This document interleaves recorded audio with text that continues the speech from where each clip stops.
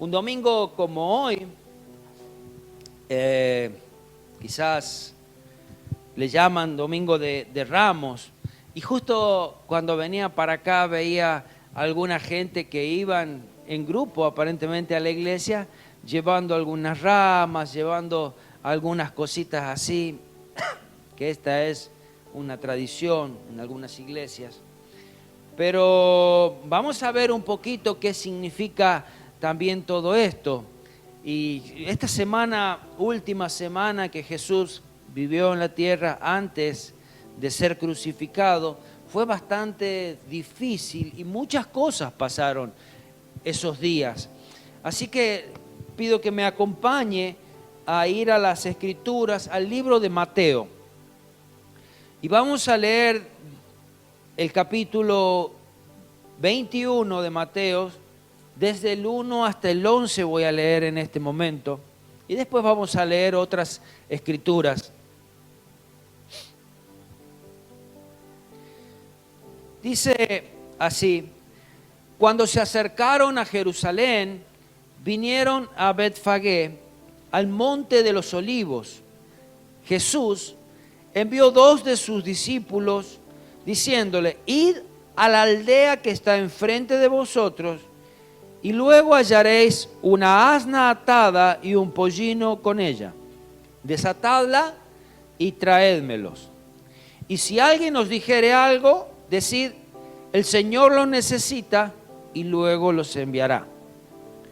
Todo esto aconteció para que se cumpliese lo dicho por el profeta cuando dijo: decid a la hija de Sión, he aquí tu rey viene a ti, manso y sentado sobre una asna, sobre un pollino, hijo de animal de carga.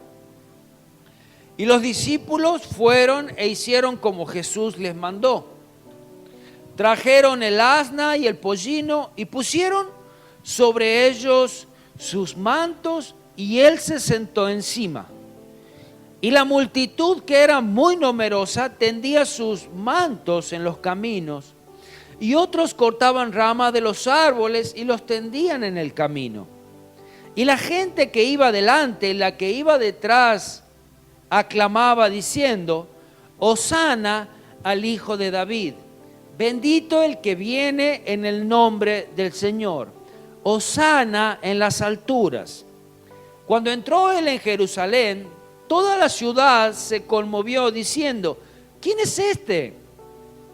Y la gente decía: este es Jesús, el profeta de Nazaret de Galilea.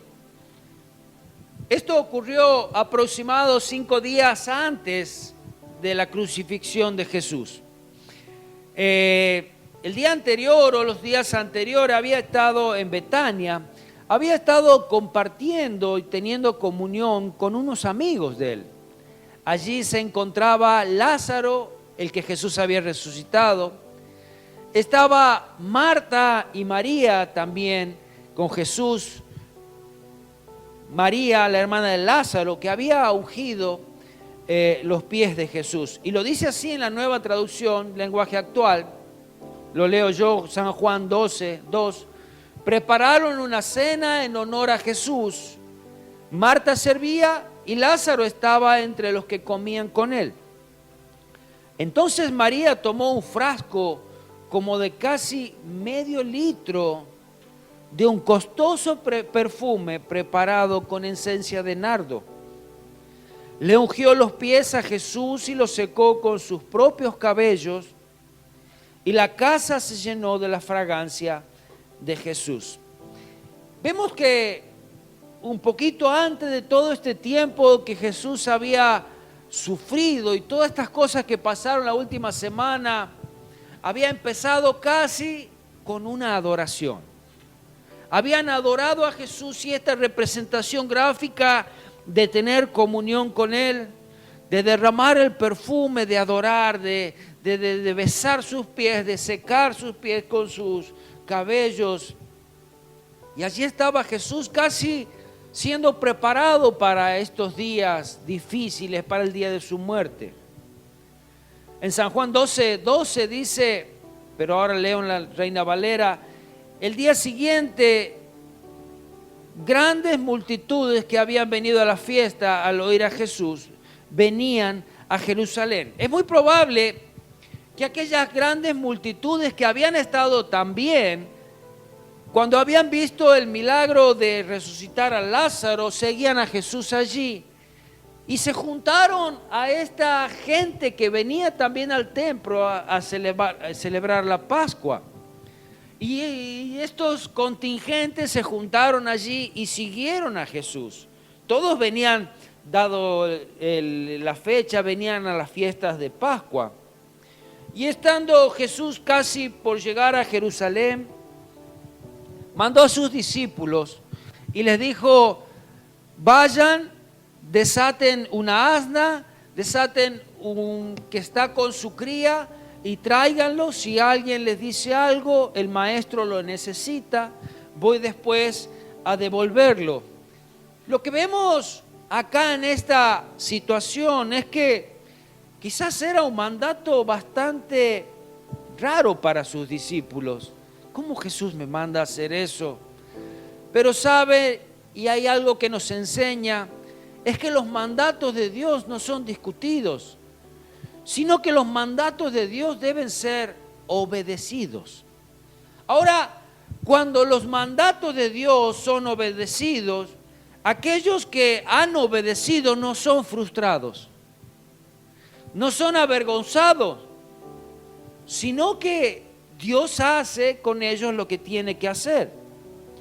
En Palestina los asnos se utilizaban tanto para cargar cosas y también a veces quizás para cabalgar, mientras que los caballos eran utilizados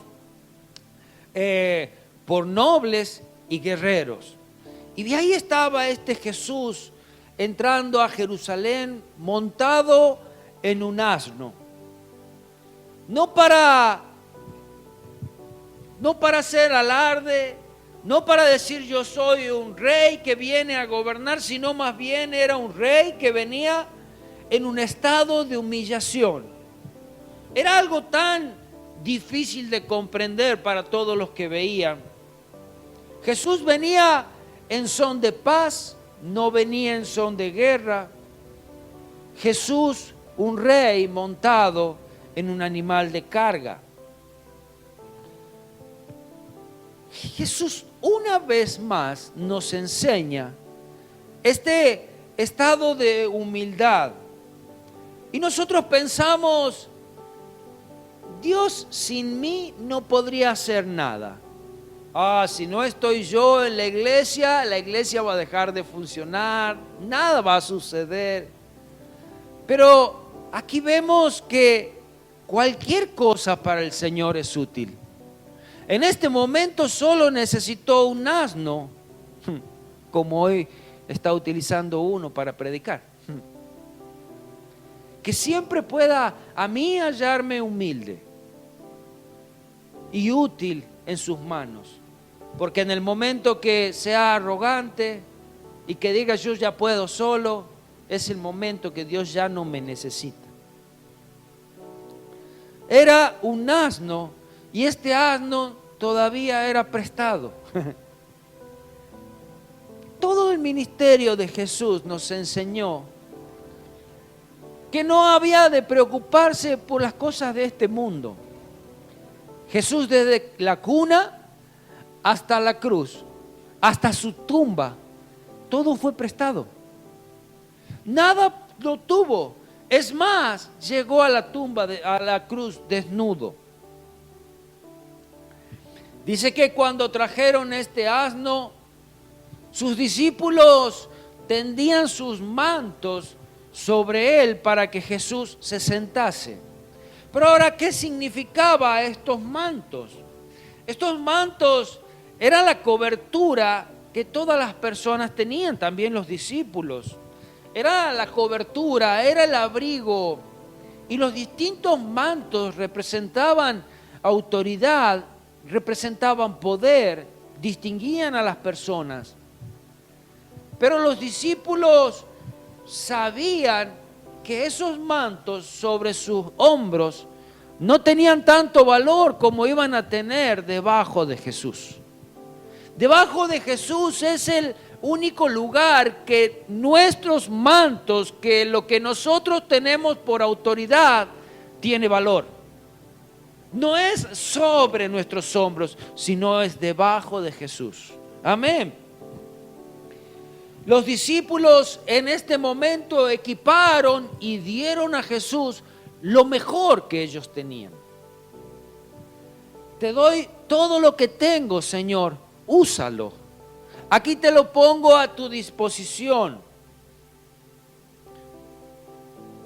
Cuando nosotros pensamos que nuestro manto es de gran valor, y como les decía, solamente debajo de Jesús tiene valor. La gente, no solamente los discípulos, sino que la gente también tendía sus mantos, dice, en las calles para que Jesús pasase por allí. Aquellos que no tenían quizás un manto, cortaban ramas de los árboles y las tendían allí en el camino para que Jesús pasase. Todo esto era símbolo de humildad. Todo esto era símbolo de reconocer que Jesús era el Rey, de reconocer que Él era el más grande. Debemos ser humildes delante de Él. Dice el Salmo 51, 17, los sacrificios de Dios son el espíritu quebrantado, al corazón contrito y humillado no despreciarás tú. No podemos venir delante de Dios en arrogancia. No podemos venir delante de Dios sin un corazón humillado. Muchas veces Dios mismo lleva a que nuestras vidas sean afligidas, que nuestros corazones sean quebrados. ¿Por qué? Porque está tratando con nuestras vidas, para enseñarnos que no venir a Él con altivez, sino con humildad, en necesidad, exaltándole a Él por sobre todas las cosas. Esta costumbre de cortar ramas de los árboles también se las utilizaba en la fiesta de los tabernáculos. Y también esto era señal de gozo, libertad y victoria. Así que más que un momento de tristeza, este era un momento de gran alegría, la entrada de Jesús a Jerusalén. Aún mientras Él estaba entrando, dice que la gente, sus discípulos, iban cantando adelante y atrás. Discípulo es aquel que sigue a Jesús. De hecho, los 12 Él había elegido, pero había muchos más que le seguían. Cantaban, Hosana al Hijo de David, bendito el que viene en el nombre del Señor, Hosana en las alturas. Y sabes, esto no es algo que lo habían inventado allí, lo conocían ellos de las Escrituras. El Salmo 118, versículos 25 y 26, dice así, pueden buscarlo si quieren. Y aún ahí está el significado de esta palabra Hosana. Y sabes, sería una palabra que tan linda para cantarla todos los días. Todos los días en tu vida, cuando te levantas, cuando te acuestas. Y dice así este salmo, oh Jehová, sálvanos ahora, te ruego. Te ruego, Jehová, que nos hagas prosperar ahora. Bendito el que viene en el nombre de Jehová. Desde la casa de Jehová os bendecimos. Amén. Qué linda oración, ¿no? Qué lindo cántico. Sálvanos ahora. Ayúdanos, prospéranos. Y seamos benditos desde tus atrios, desde tu casa, desde tu presencia. Había algo que este pueblo había entendido, este reino mesiánico estaba entre ellos. Por eso decían, Hosana, bendito el que viene, que significa salva ahora. Casi una oración con urgencia, llena de fervor y confianza. Sálvanos ahora. Levántate como rey. Te hemos estado esperando. Y Hosana en las alturas reconociendo que ese reino era celestial, que la salvación desciende de los cielos.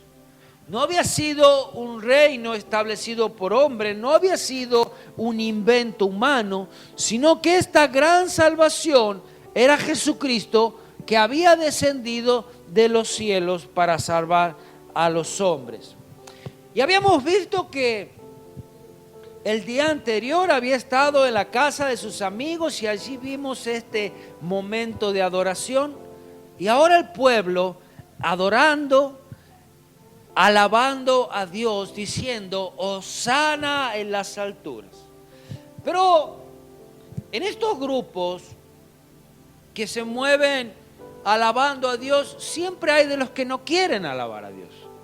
Allí estaban los fariseos, estos que se metían en todas las fiestas, que estaban en todo lugar, que buscaban cómo hacer para matar a Jesús, que buscaban cómo hacer para criticar a los discípulos de Jesús, que buscaban cómo entorpecer siempre el ministerio de Jesús.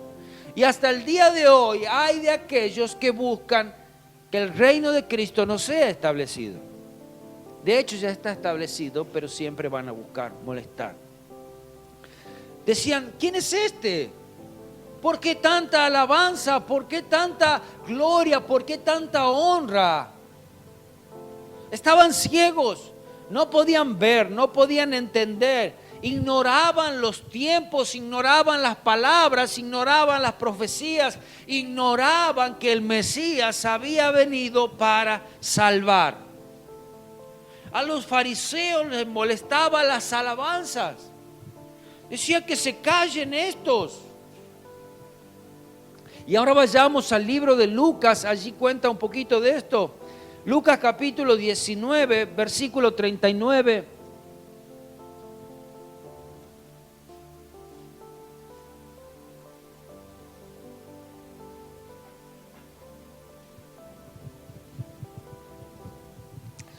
Lo más importante cuando estamos alabando al Señor, si bien las alabanzas deben ser bíblicas, basadas en las Escrituras,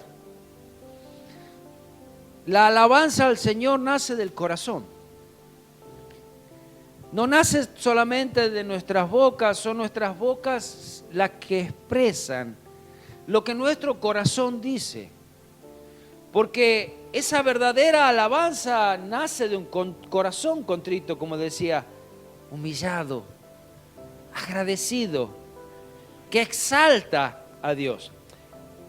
No de aquellos que quieren legalizar y que ponen: no, esa no es la canción, debe ser la otra. No, con eso no se alaba a Dios, con esto sí. Y el corazón es importante.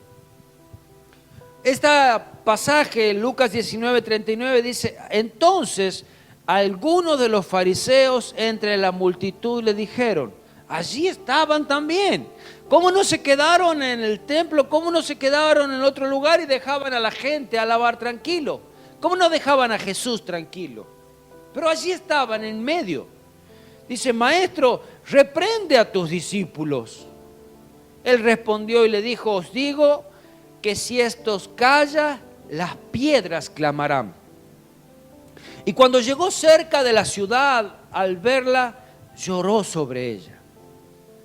Como el corazón de Jesús estaba dolido a causa de su incredulidad, diciendo: oh, si también tú conocieses, o al menos en este tu día, lo que es para ti, para tu paz, mas ahora están encubiertos tus ojos.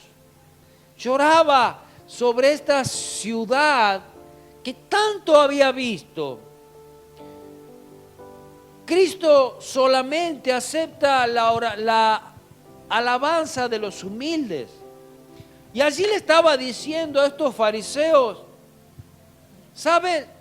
Si los hombres alaban o no alaban, Él es digno de ser alabado. Él va a ser alabado, sea como sea. Por eso le decía: ¿sabe? Si yo le digo que estos callen, las piedras lo harán. Las piedras clamarán. ¿Te imaginas piedras clamando al Señor? De hecho, la naturaleza le adora. La naturaleza le obedece. Todo lo que nosotros vemos se mueve y está en coordinación porque Él lo domina. Y la naturaleza le alaba. Así que imagínate, nosotros queriendo revelarnos a Dios. Yo no te voy a cantar, Señor. Yo no te voy a adorar. Bueno, piedras lo harán. Un asno le obedecía. Otro asno habló.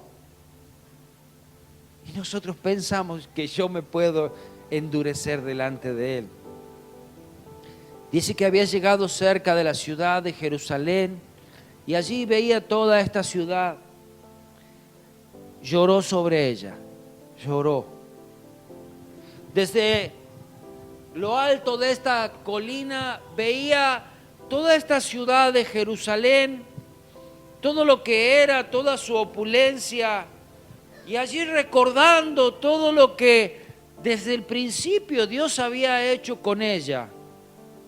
Las veces que había sido quizás destruida y nuevamente reconstruida por la misericordia de Dios. Los profetas que habían pasado por ella, las palabras que fueron enviadas hacia esta ciudad.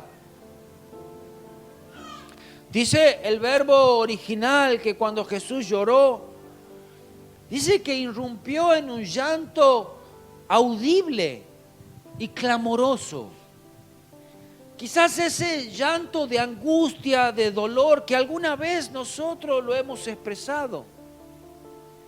Esos llantos que dicen, no, ¿por qué? Y así estaba Jesús dolido por esta ciudad. Tantas veces, si hubieses conocido el tiempo de tu visitación, si hubieses sabido quién es el que está en medio tuyo, quién es el que te ama, quién te busca. Era una ciudad privilegiada, pero ingrata. Era una ciudad que había visto todo, pero no podía ver al Mesías. No podía agradecerle. Jesús lloró sobre Jerusalén. ¿Cómo no aprovechaste el día de tu oportunidad? ¿Cómo no aprovechaste el día de tu visitación? ¿Cómo no aprovechaste cuando Jesús estaba caminando en medio de ti? No conoció el tiempo de su visitación. Muchas veces apartamos un tiempo para el Señor. Apartamos 2 horas, por ejemplo, un día domingo. Y es el tiempo de darle a Él todo. Nuestra alabanza, nuestra adoración, nuestro tiempo. Y Señor, aquí estamos para ti. Lo hemos apartado. ¿Y sabes? No lo aprovechamos. No podemos a veces entender cuando Él está. Quizás queremos sentir, queremos ver. De hecho, ¿sabe? Esta gente lo veía a Jesús. Jesús estaba allí en medio de ellos. Milagros, sanidades. Jesús decía acerca de esta ciudad, Mateo 23:37, Jerusalén, Jerusalén, que matas a los profetas.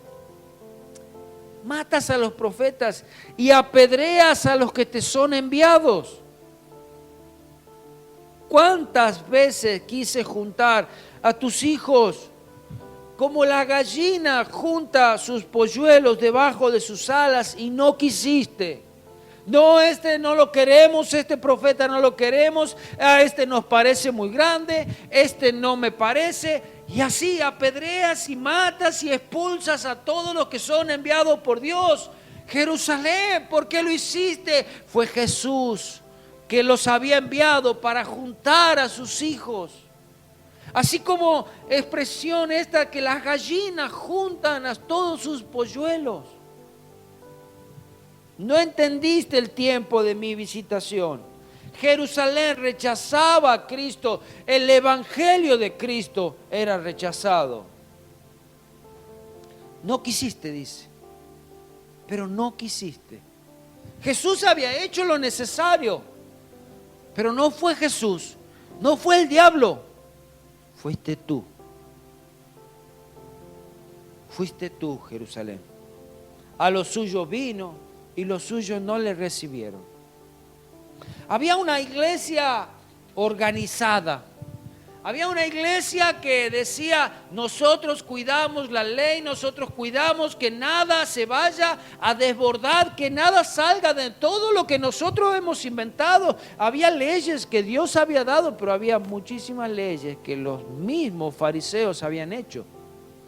Leyes que Jesús le decía, ustedes ponen cargas pesadas y ustedes mismos no son capaces de llevarlas. Jesús decía, misericordia. Pero estos ponían cargas tan pesadas. Ahora, Jesús en lo que estaba llegando ahí a Jerusalén, vemos que también entró en el templo. Hemos visto a Jesús adorado, hemos visto a Jesús alabado, hemos visto a este Jesús sufriendo por aquel desprecio. No habían querido recibir y no habían entendido el tiempo de visitación, pero ahora vemos también a Jesús entrando en el templo. El templo en aquel momento representaba mucho porque los sacrificios y todo se hacía allí. Jesús hablaba, había un intermediario, particularmente el Antiguo Testamento. Eran los sacerdotes aquellos que presidían todos los sacrificios y todo lo que se hacía era necesario un sacerdote, un intermediario entre Dios y el hombre, Dios y el oferente, Dios y el que llevaba su sacrificio. Pero Jesús venía y después de su muerte en la cruz, todo esto, el velo se partió en dos y hay entrada libre para todo el mundo. Pero había sido tan manoseado el templo, el lugar de adoración, y Jesús iba contra ello. Y podemos ir al libro de Mateo nuevamente, capítulo 21, versículo 12 al 17, voy a leer.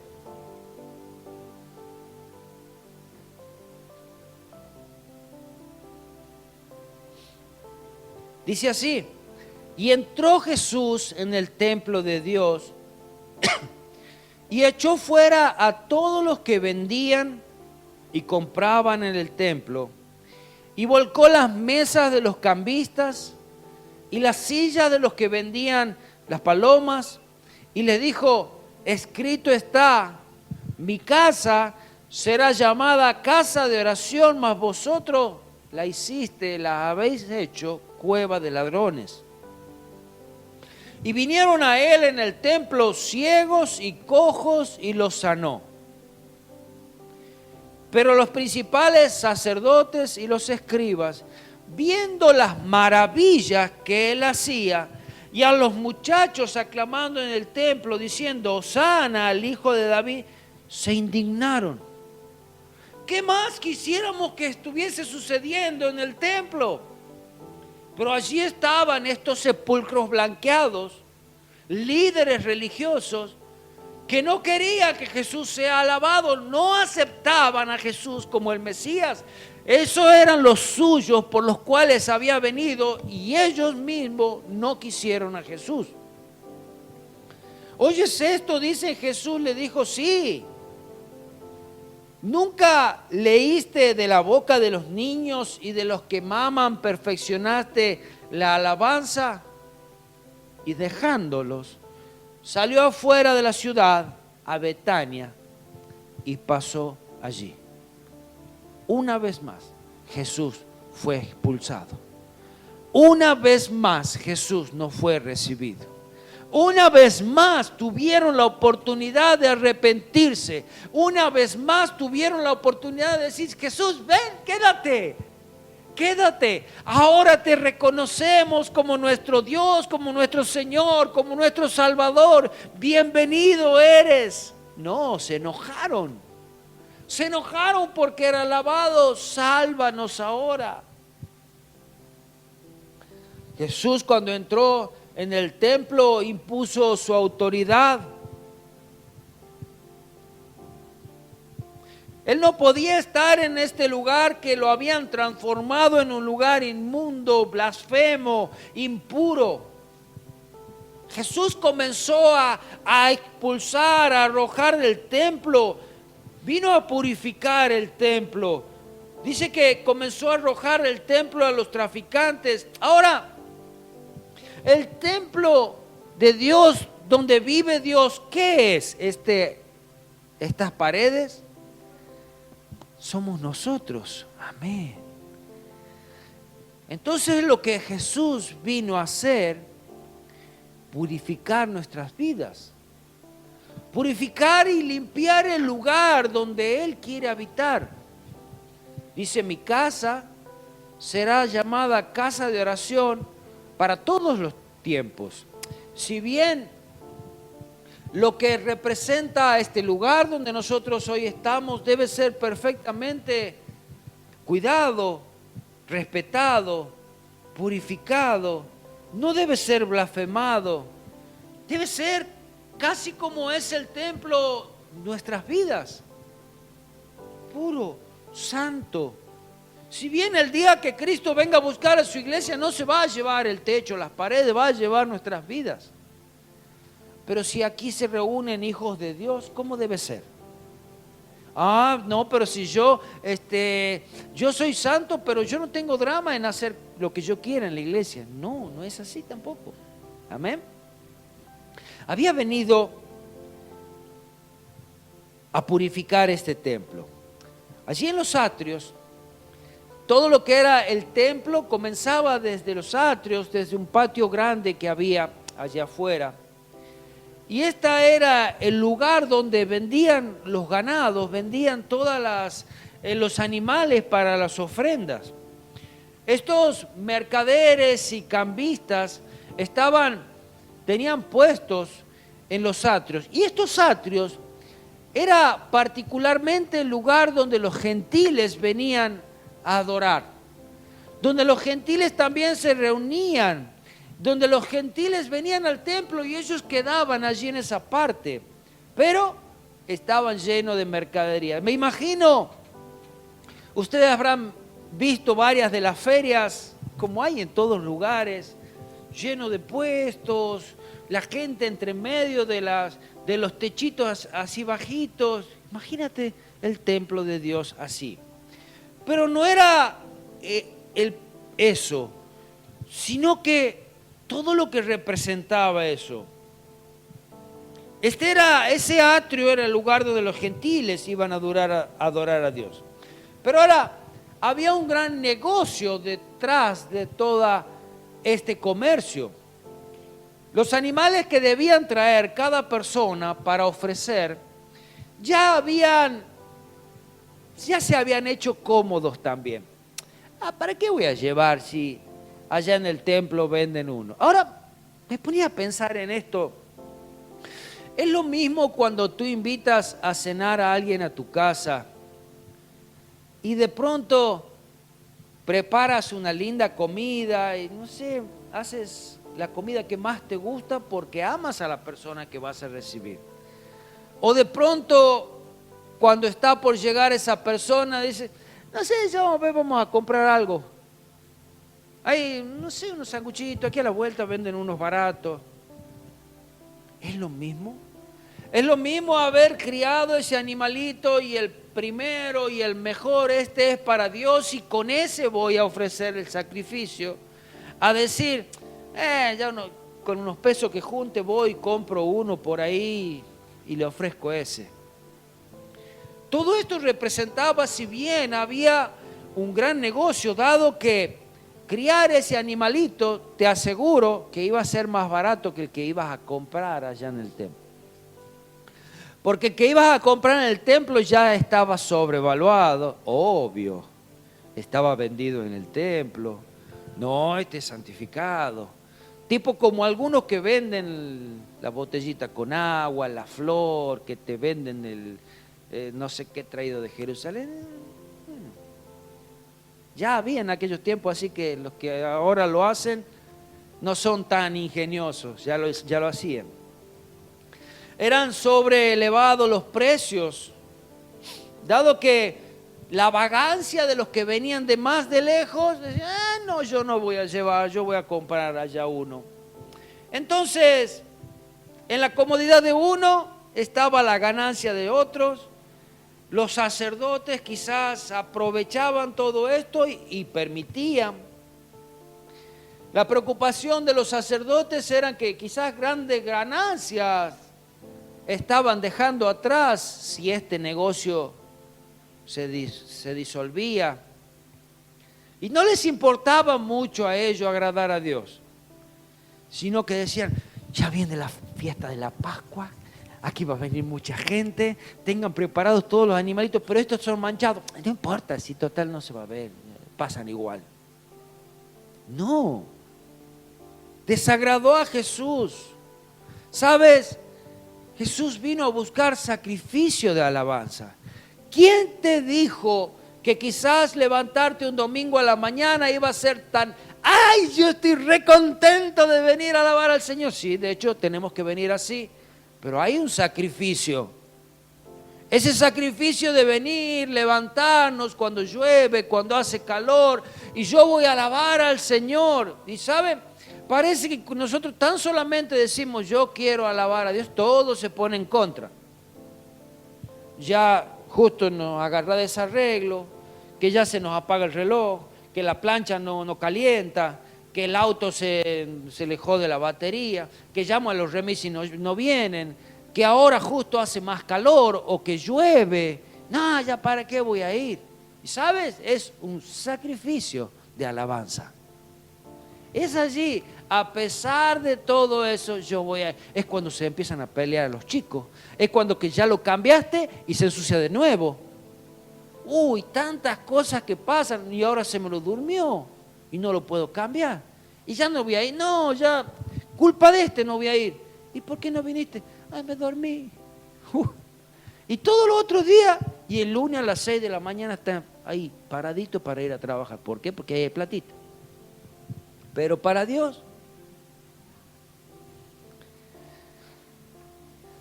había una moneda que aceptaba el templo. Entonces allí también estaban los cambistas. Estos cambistas que te recibían la moneda que vos traías de las otras ciudades, pero en el templo aceptaban solamente la moneda que el templo decía.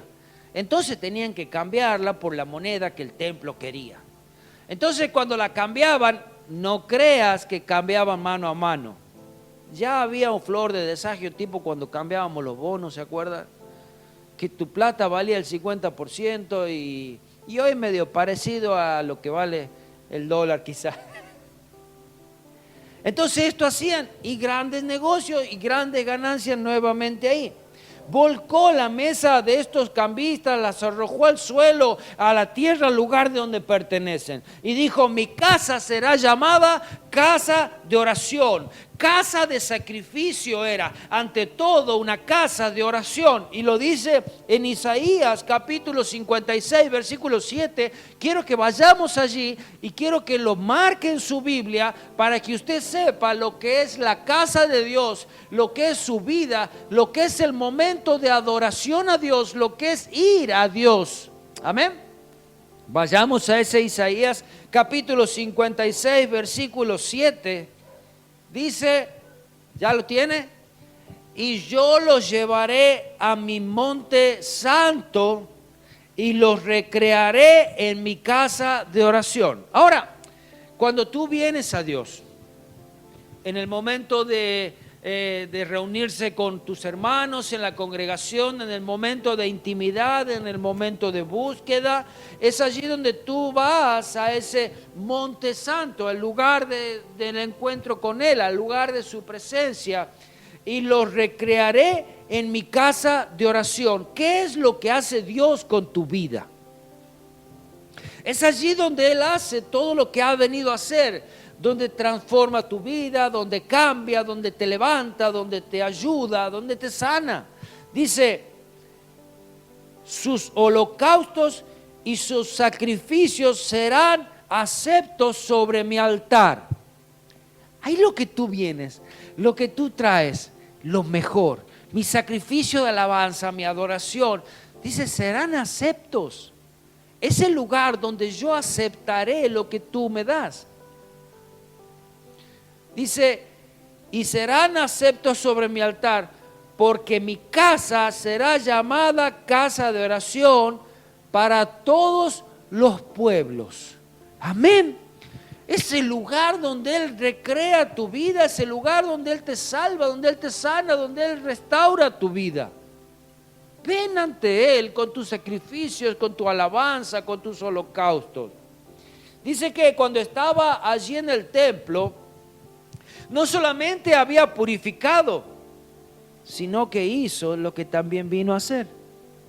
Dice, sanó a los ciegos y los cojos que se acercaban a Él. No es que dijo, no, pará, estoy remolesto porque he tenido que venir a purificar este templo, sino que aparte de purificar, yo he venido para sanar, he venido para salvar, he venido para enderezar esas calles torcidas, para levantar los valles, para bajar los montes. Yo he venido para hacer esa obra. Y no dejó de hacerlo. Ese momento sanó a los cojos, a los ciegos. Y vemos que aún en estos últimos días que había entrado al templo, cumplió lo primero que dijo que venía a hacer. ¿Qué había dicho que vino a hacer Él? Como lo dice en Lucas, capítulo 4, versículo 18. El Espíritu del Señor está sobre mí, por cuanto me ha ungido para dar buenas nuevas a los pobres, me ha enviado a sanar a los quebrantados de corazón, a pregonar libertad a los cautivos, dar vista a los ciegos, poner en libertad a los oprimidos. Hasta los últimos días de su vida aquí en la tierra hizo lo que ha venido a hacer. ¿Tú crees que hoy no lo va a hacer Él? Amén. Cada día que nosotros nos reunimos, cada día que tú vienes a Él, puedes encontrarte, puedes encontrar esa salvación, esa sanidad. Ahora, cuanto más Cristo es glorificado, cuanto más Cristo es levantado, tanto más ofendidos se sienten sus enemigos. Y allí dice, los enemigos estaban en su propia casa. Eran aquellos fariseos, eran por los que había venido Jesús. Estaban ofendidos. Pero la Escritura dice, se ofendían porque Jesús era alabado. Y la Escritura dice que Jesús lo permitió que así sucediera. Y le agradó que así sucediera, y citó aún la Escritura que se encuentra en el Salmo 2, pero lo leo de la Septuaginta, versión Septuaginta, dice, de la boca de los pequeños y de los niños de pecho te preparaste perfecta alabanza. Si bien sabemos que quizás un niño de pecho no va a alabar, no va a cantar, porque todavía no lo hace. Pero también hemos aprendido que ¿quiénes son estos pequeños? ¿Quiénes son estos niños? Aquellos que reciben el Evangelio como un niño.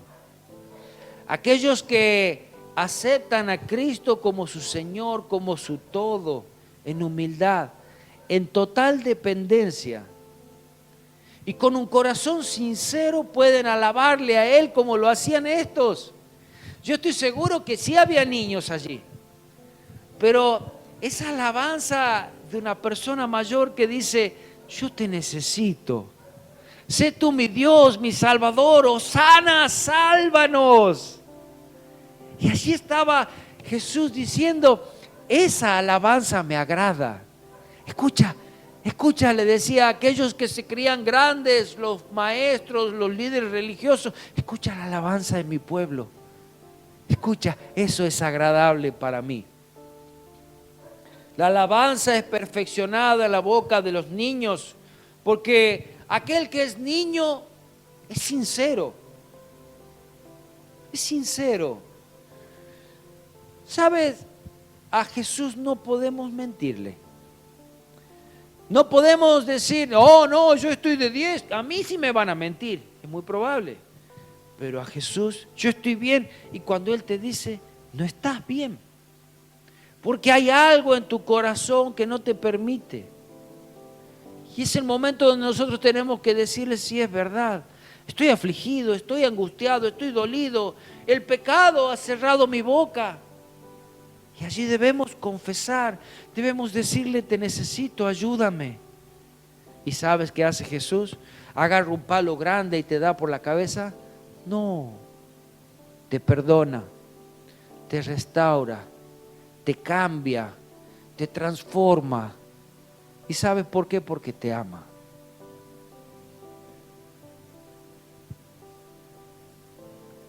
Se complace en ello.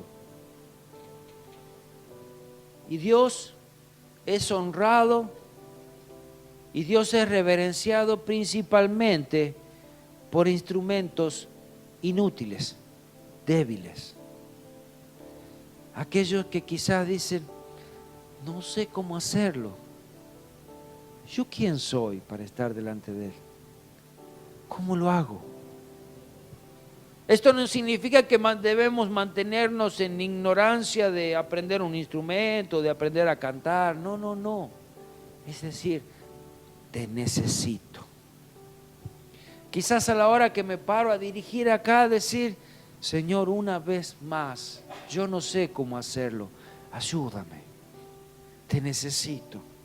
Te necesito.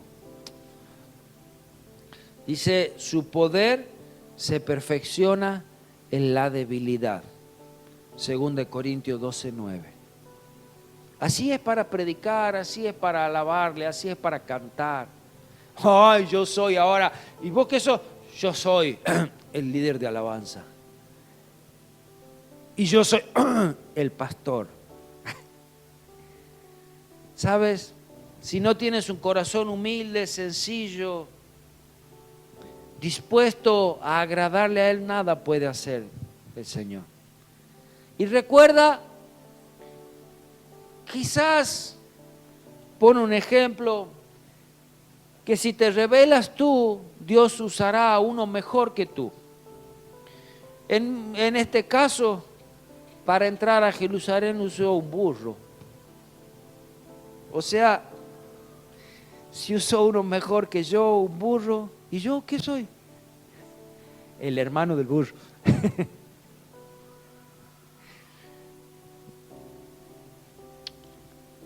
Mateo 18:3 dice, de cierto os digo, que si no os volvéis y os hacéis como niños, no entraréis en el reino de los cielos. El último versículo que habíamos leído de Mateo dice, después de hacer callar a los sacerdotes y escribas, Cristo los dejó. Se fue.